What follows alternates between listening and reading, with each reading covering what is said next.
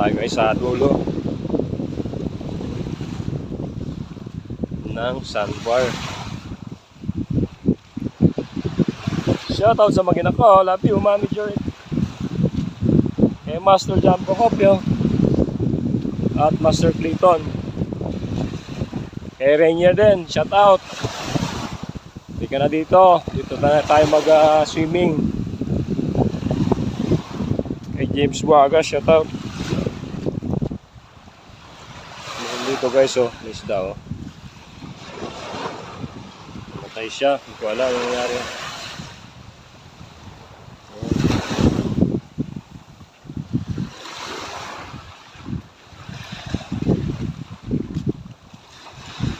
Ayan, malapit yung sandbar dulo.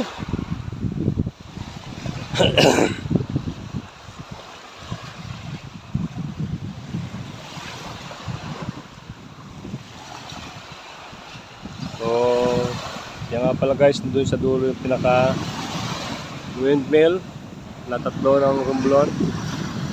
Is hindi ko pa napuntahan yan. So, nung dito kami, wala pa yan. After 6 years ago, yan na. Meron ng windmill. Isa sa mga tourist destination na Romblon, yung windmill na yan.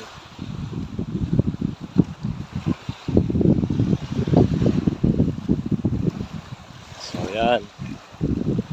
Sa tuwing high tide is bawal ang tumawid dyan sa kabilang isla na yan, which is Bangog. Kasi pwede kang malunod dyan guys dahil sa current which is malakas. May mga anod na kahoy. Isang galing sa barko pa yan guys.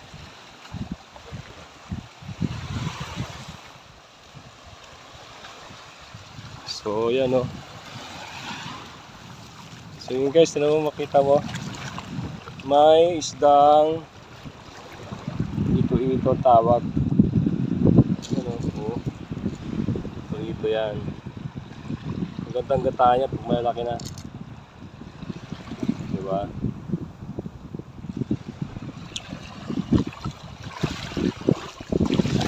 So yan, dito na sa dulo ng sandbar tayo mag sumubok ng casting.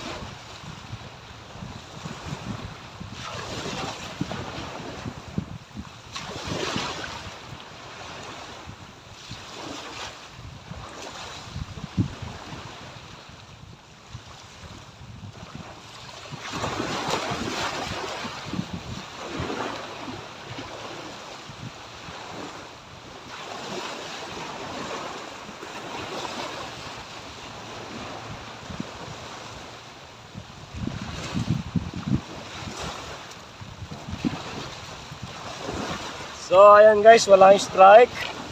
Kaya enjoy na lang tayo sa beauty ng lugar.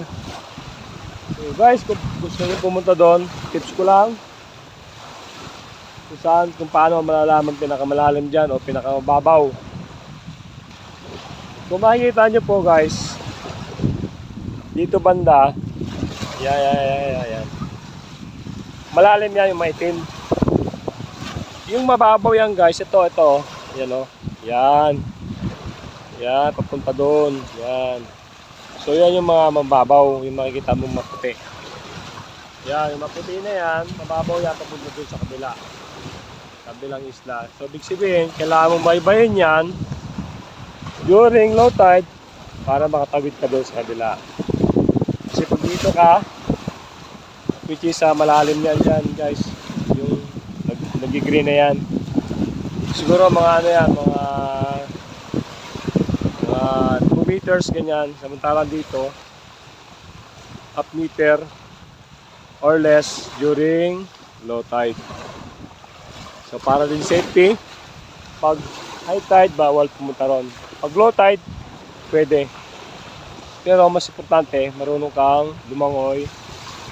At saka may kasama kang mga divers din or marunong lumangoy. Yun lang guys. Balik tayo ulit doon. At walang kumakain sa minnows ko.